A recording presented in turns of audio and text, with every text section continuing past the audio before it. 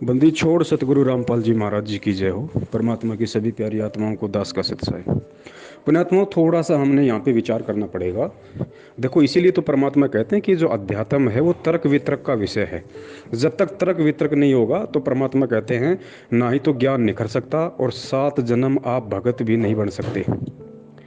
और ये जो बातें हैं, वैसे तो परमात्मा ने तकरीबन 35 मिनट का वीडियो आज से 2 महीने पहले ही दास से बनवा दिया था कि फसलों में कीटनाशक का प्रयोग करना है या नहीं करना है।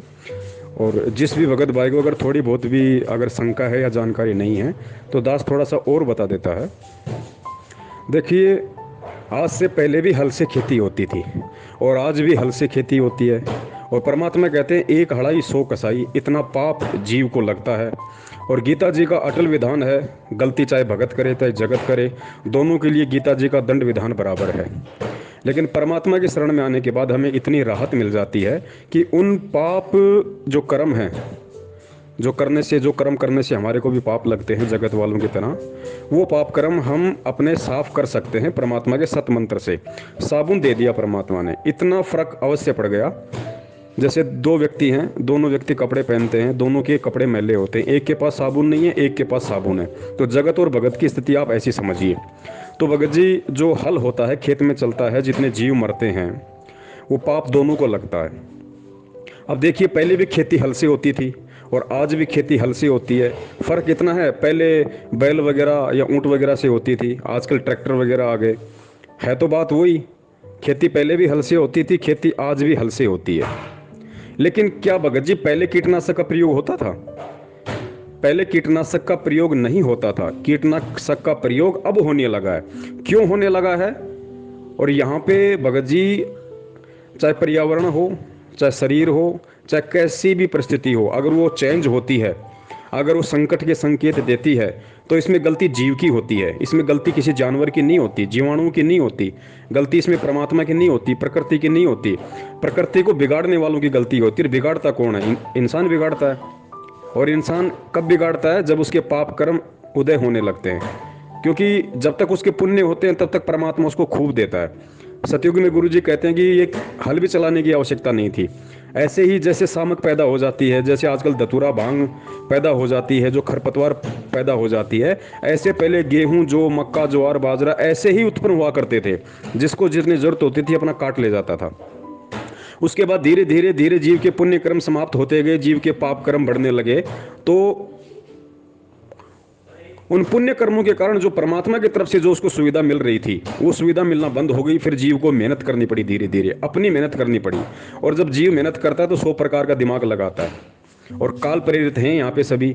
तो ये जितने भी कीटनाशक हैं, जितने भी दवाइयाँ हैं, ये सब कुछ हमारे पाप कर्मों का ये परिणाम है। अब हम अपने पेट के लिए, अपना पेट भरने के लिए, अपने जीवनोपार्जन के लिए हम उन जीवों की हत्या कर रहे हैं। क्यों भाई?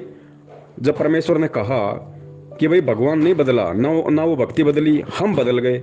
अगर हम अपने आप को सुधार लें, हम अगर वो विश्वास पैदा कर लें, तो भगत जी परमात्मा तो परमात्मा वाले ही काम किया करता है। और परमात्मा वर्तमान में धरती पे है। तो जब हम सही तरीके से भक्ति करेंगे, हम मर्यादा में रहेंगे, तो भगत जी हम कीटनाशक की जरूरत कहाँ है? गुरु जी ने क्या कहा कि कलयुग में सतयुग आएगा। तो हम भगत हैं भगत जी, सबसे पहले इसकी शुरुआत आप और हमारे से होगी। तो जब हम इन चीज़ों से दूर हटेंगे, और हम इन चीज़ों से दूर कब हटेंगे, इन चीज़ों से दूर हटने की प्रेरणा हमारे अंदर कब पैदा होगी? जब हमको ज्ञान समझ में आएगा, जब हम गुरु को परमात्मा मानेंगे, तो अब ऑटोमेटिक हमारे अंदर विश्वास उत्पन्न होगा। और जब विश्वास उत्पन्न होगा तो परमात्मा ने तो यहाँ तक कह दिया कि बेटा, अगर ऐसी कोई परिस्थिति आ गई तो शाम को जो बर्तन तेरा आटे से खाली हो गया था, सुबह परमात्मा उसको भर देगा। कहाँ हल चलाने की जरूरत, कहाँ कीटनाशक की जरूरत है? तो भगत जी, हमने इन बातों पे विचार करना पड़ेगा। इसमें उन जीवाणुओं की गलती नहीं है जो उन पेड़ पौधों को चट कर जाते हैं। इसमें गलती आप और हमारी है, क्योंकि हमारी भक्ति विधि सही नहीं थी, हमारे जो कर्म है वो सही नहीं थे, जिस कारण से हमारे पाप कर्मों के कारण ये सब कुछ परिस्थितियां पैदा हो रही हैं। अब परमात्मा ने हमें वो पुण्य बनाने का तरीका दे दिया। अब हम वो पुण्य उपार्जन करेंगे। पुण्य उपार्जन करेंगे तो हमारी भक्ति विधि के साथ साथ जो सांसारिक क्रियाएं वो भी ठीक होंगी, सुचारू होंगी। तो हमें कहाँ जीव हत्या करने की हमें जरूरत पड़ेगी भगत जी। तो इस प्रकार से परमात्मा धीरे धीरे धीरे धीरे वापस उसी स्थिति को ले आएंगे, क्योंकि कलयुग में सतयुग लाएंगे। कलयुग में सतयुग लाने का मतलब है कि सब कुछ वैसा ही होगा जैसा सतयुग में होता था भगत जी। सब कुछ वैसा का वैसा। ना कोई जीव हत्या होगी, ना कोई दुष्कर्मी होगा, ना कोई बलात्कारी होगा, ना कोई गंदी सोच वाला होगा, सब लोग स्वस्थ होंगे। तो इस तरीके से अब सवाल ये भी उठ सकता है कि भाई फिर तो अगर कोई भगत अगर बीमार हो गया, बुखार हो गया और कोई रोग हो गया, फिर तो उसको भी दवाई लेनी पड़ती, इंजेक्शन लगवाने पड़ते, और इंजेक्शन से फिर वो जीवाणु मरते शरीर में। भगत जी यहाँ पे बात हो रही है फसल की। इंसान में और फसल में अंतर है, क्योंकि इंसान का जीवित रहना ज़्यादा ज़रूरी है, फसल का जीवित रहना उतना ज़्यादा ज़रूरी नहीं है। क्योंकि ये इंसान शरीर से हमारे को भक्ति करनी है, हमारे को परमात्मा की प्राप्ति करनी है, इसलिए शरीर का स्वस्थ रहना बहुत आवश्यक है। तो कुछ ऐसे कर्म हैं जिन पे परमात्मा छूट देते हैं हमारे को, कुछ ऐसे कर्म हैं जिनकी परमात्मा ने हमारे को छूट दी हुई है। तो यहाँ पे फसल का और शरीर का हमारे को ये भी अंतर समझना पड़ेगा, क्योंकि शरीर से हम फसल पैदा करते हैं, हम फसल से थोड़ी ना कोई शरीर पैदा करते हैं भगत जी। और शरीर से हमारे को भक्ति करनी पड़ेगी, तो शरीर का स्वस्थ रहना जरूरी है। और धीरे धीरे ये भी फिर एंड हो जाएंगे जब हम भक्ति सही करेंगे, मर्यादा में सही रहेंगे। तो जिस प्रकार परमात्मा उन जीवाणुओं से हमारी फसल की रक्षा करेगा, ऐसे ही भगत जी कीटाणु से हमारे शरीर की भी रक्षा करेगा। लेकिन ये दोनों स्थितियां तब होंगी जब हम परमात्मा पे विश्वास करेंगे, जब हम सही भक्ति करेंगे, मान लीजिए कि प्रत्येक मर्यादा में चलेंगे, तब होगा ये। तो इसकी शुरुआत हमने करनी पड़ेगी। इसलिए भगत भाई आपस में ये डिस्कस कर रहे हैं कि भाई भगत होकर अब कीटनाशक की जरूरत नहीं होनी चाहिए, क्योंकि अब हमने कीटनाशक से ज्यादा परमात्मा पे विश्वास करना चाहिए। अभी एक सत्संग और आया था परमात्मा का, किसी पुण्यात्मा ने भेजा था, उसमें गुरुजी ने स्पष्ट कर दिया कि पुण्यात्माओं आपको हर स्थिति में भगवान पे विश्वास करना पड़ेगा। कितना विश्वास करना पड़ेगा?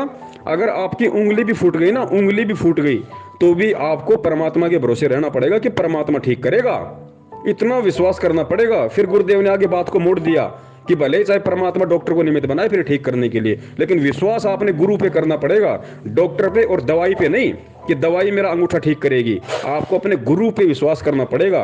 और जब विश्वास इतना हो जाएगा, फिर ना डॉक्टर निमित्त बनेगा ना दवाई निमित्त बनेगी, फिर वो परमात्मा निमित्त बनेगा। कैसे? जिस प्रकार सिकंदर लोदी की कटी हुई उंगली को परमात्मा ने हाथ लगा के सीधा कर दिया। तो इतना विश्वास की जरूरत भगत जी इस भक्ति मार्ग में है। सच्चाई जय बंदी छोड़ के। और पुण्यात्माओं, जब तक हम संसार से कुछ आशा रखते हैं कि ये मुझे ये लाभ दे देगा, वो मुझे ये सुख देगा, तब तक परमात्मा साथ नहीं देगा।